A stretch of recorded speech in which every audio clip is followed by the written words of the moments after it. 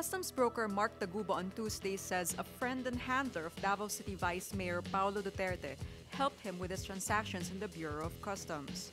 Taguba, the broker involved in the 6.4 billion pesos worth of smuggled shabu from China, says he was referred to a certain Tita Nani when he encountered problems with his shipments.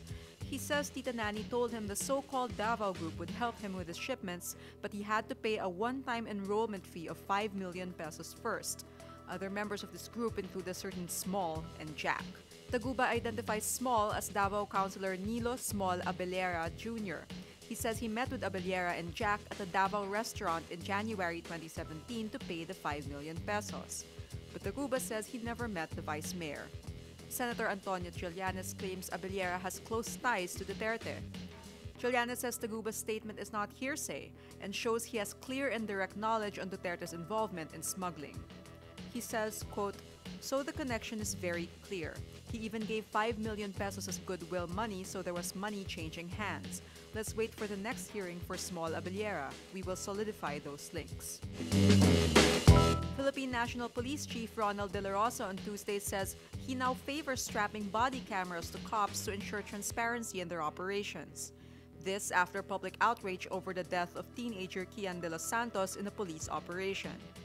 This is in contrast to his dismissive tone in August last year when he was asked to issue body cameras to cops in the aftermath of the rising drug war death toll. De La Rosa back then said, quote, "We're having a hard time buying bullets and guns for our personnel and you're thinking of buying cameras? Let's cover the basics that our personnel need to defend themselves and not to defend the other party." Now, De La Rosa says body cameras would aid the PNP in its internal cleansing of erring cops.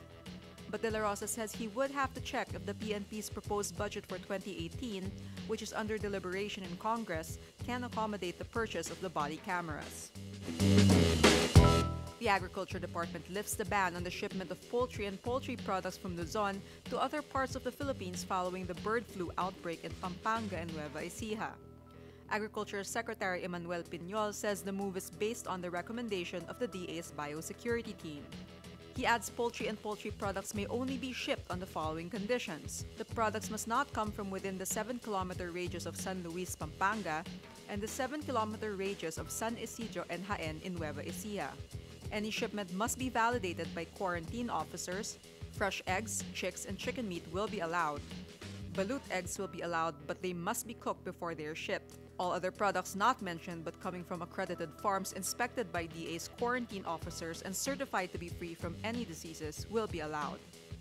Piñol says the DA also considered the effect of the ban on the industry. Foreign Secretary Alan Cayetano slammed Supreme Court Senior Associate Justice Antonio Carpio for using wrong facts when he said China is invading a sandbar near Pag-asa Island in the West Philippine Sea. But Cayetano refuses to disclose the facts about the Chinese ships reportedly guarding Sandy Cay. We cannot go into all the facts or some of the facts at times because it will harm our job.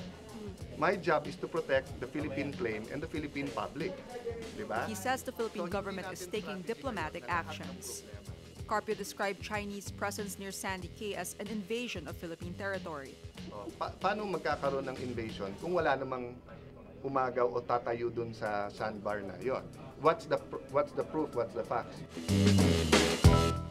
Gymnast Caitlin de Guzman on Tuesday bags the gold in the women's artistic gymnastics uneven bars event at the 2017 Southeast Asian Games in Kuala Lumpur, Malaysia.